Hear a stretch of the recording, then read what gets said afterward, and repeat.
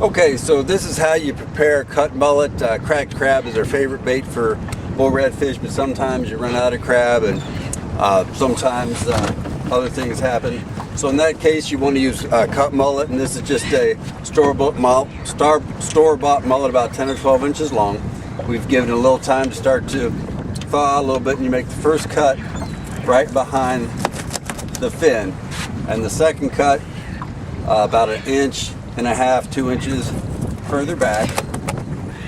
And then to hook it up, when you're hooking up the head, a head this big, you can't really go through both eyes, so I go in one eye and out the mouth so that the mullet is baited on the hook like that.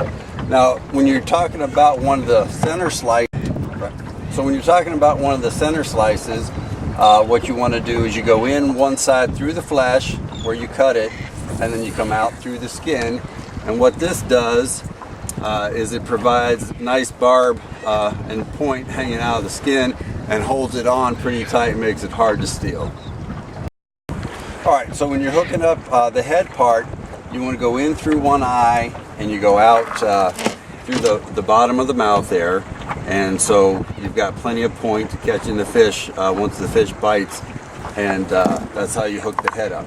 Now with one of the body slices, you go in through the body slice where it's been cut right into the meat, and you come out through the skin, and this holds on real tight so it's harder for the fish to steal, but the point is well exposed so the fish gets hooked when it takes a bite.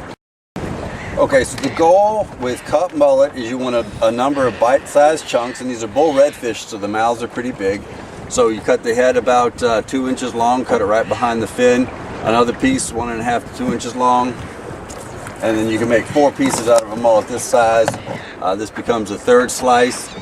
Then you hook up same way we showed it on the other ones, in through the cut and out through the skin, and then you hook up the tail in a similar way.